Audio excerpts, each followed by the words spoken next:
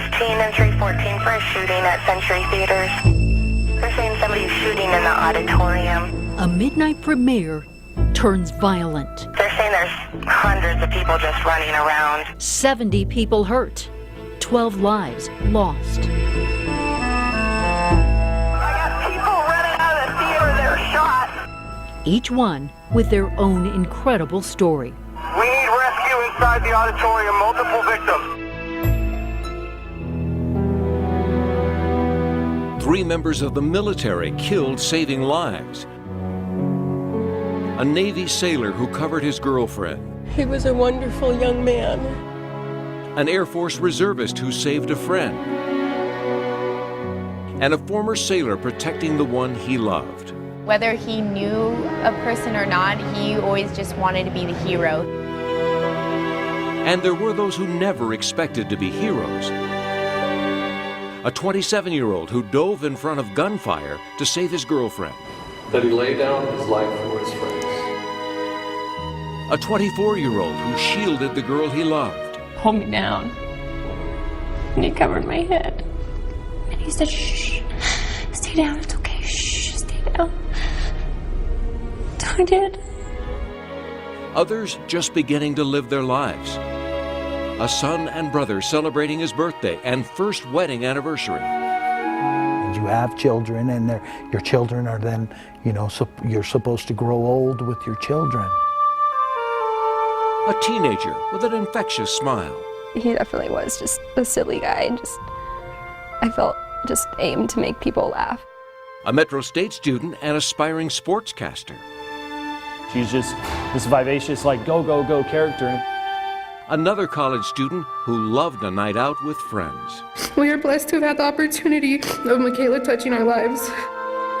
A single mom of 2 going back to school. She didn't just be happy, she was striving to be happy. The theater shooting's oldest victim, a father of 4, at the movies with 2 of his children. And then, the youngest. She was just so excited about going to school. A little girl, just 6 years old. There's a huge hole in my heart from the loss of my granddaughter.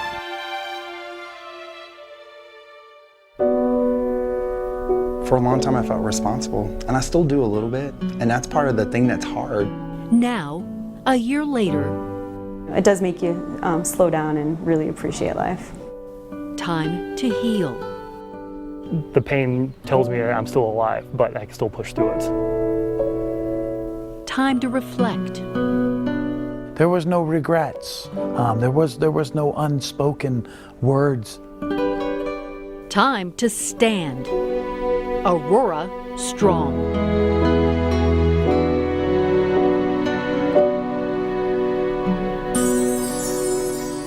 From a dark night, heroes rise, entering Theater 9 as strangers, now forever linked. Tonight, we share some of their stories. Stories of survival, stories of courage, and many stories still being written. For Joshua Nolan, the fight is not over. 7 News reporter Jacqueline Allen takes us inside the operating room for a look at his journey of healing. Take a big breath in. The surgery is supposed to be a simple one. Breathe and relax. But if Joshua Nolan has learned anything in the last year, it's never to take life for granted. That was something we pre-planned for a while. We want to make sure we go and see the Midnight Matinee of the Batman movie. Remembering his excitement that night seems like a long time ago. The bullet went straight through. One bullet hit his arm. So I was extremely lucky. Actually hit the bone, otherwise it would have completely blown off my entire right arm. Another bullet hit his leg. After 6 surgeries, he's in constant pain where he isn't numb. I constantly massage my arm, but there's no feeling at all in here. So I constantly do it, hoping I might feel something, but I don't. Was the tattoo there before? No, this is the skin flap that they removed from the back of my shoulder. So my original tattoo is back here on my shoulder, and they removed a big chunk of it and they put it right here. Before, the bird on his back was a high school nickname. After, a permanent reminder he survived and bears the scars. It's definitely a wonderful conversation starter for a lot of first dates.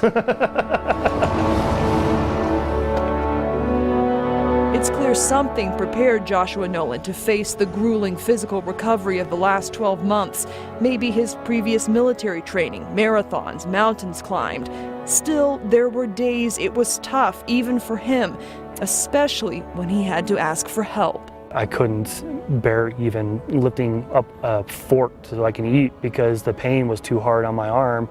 I couldn't even walk down the street with my kids because I couldn't even stand up straight, and I was going to fall right down. These days, while he still can't run, he rides long and hard, and he feels like himself again. It still hurts a lot, going through that physical pain, but the pain tells me that I'm still alive, but I can still push through it.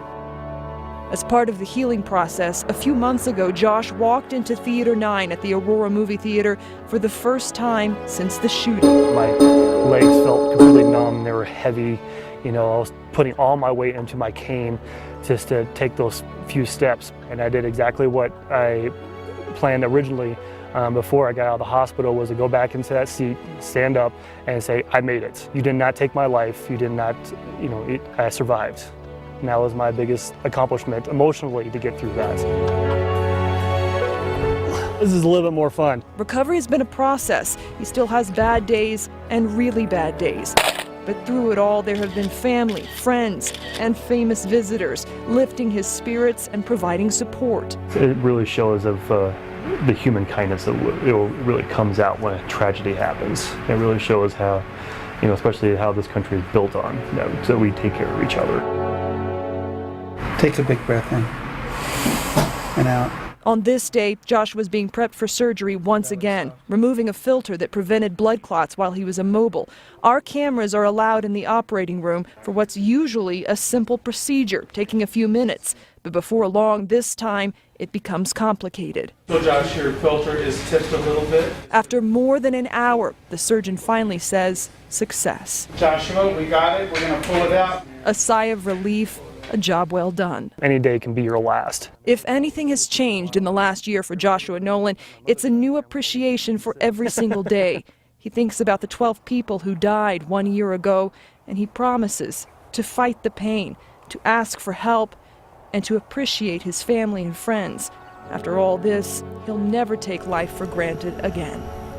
That's my goal, is I hope that I can, be a better person each year, that I surpass that date. If I sit there and become afraid every single day of what's happened to me, then Holmes wins. And I'm never going to let him win. Joshua says the hardest decision was to seek counseling, but it's helping him cope with his PTSD. Today, Joshua can go to a movie with his kids or friends, but not by himself. Not yet.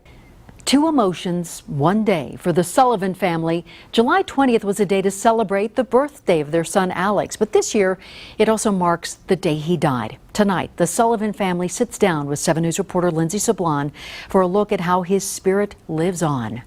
We're moving forward. We're, we're not saying we don't take steps back, but we continue, to move forward. It's been 1 year since Tom lost his son and Megan, her brother. But they truly mean it when they say they're looking ahead. At that moment, you didn't think that you could be a year from now. And, we're almost a year from now, and I think it's, kind of, gives a lot of hope.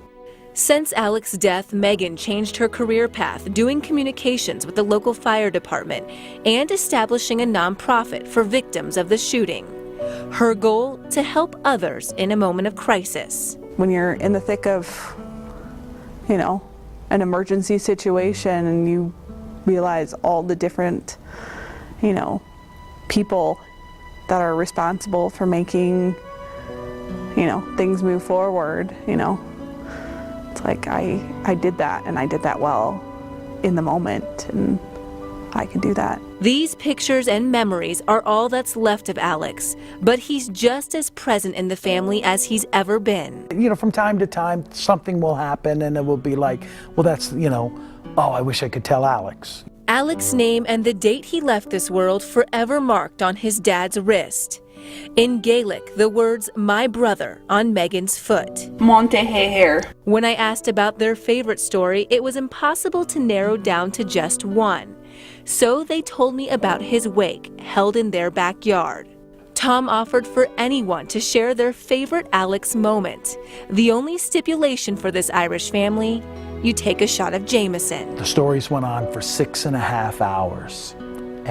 From, stories about him as a little kid to him, when he was streaking our house as an 18-year-old. We went through, 6 of the large bottles of Jamesons and 2 of the smaller ones, and just heard story after story. Tom retired after Alex's death and is now working with local lawmakers to understand how something like July 20th, 2012 could happen. I don't want there to be another Colorado father, that has to bury his son. I mean, that's, as we've said, that's the worst day of your life. The love and hope found here proves that it's acceptance that keeps the Aurora community strong. I think to myself, 20 years from now, I'm going to be 46, and my life is going to look very different.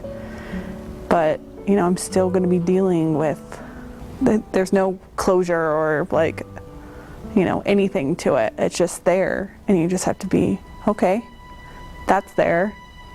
I don't want to deal with it right now, and that's okay. The nonprofit created by Alex's sister is called Aurora Rise. You can find information on how to donate on our website, thedenverchannel.com. An ambulance bay transformed in a matter of minutes. Next on 7 News Aurora Strong, the struggles of the past year for the nurses and doctors who saved lives. And how for one victim, the theater shooting now has others across the country turning to him for guidance.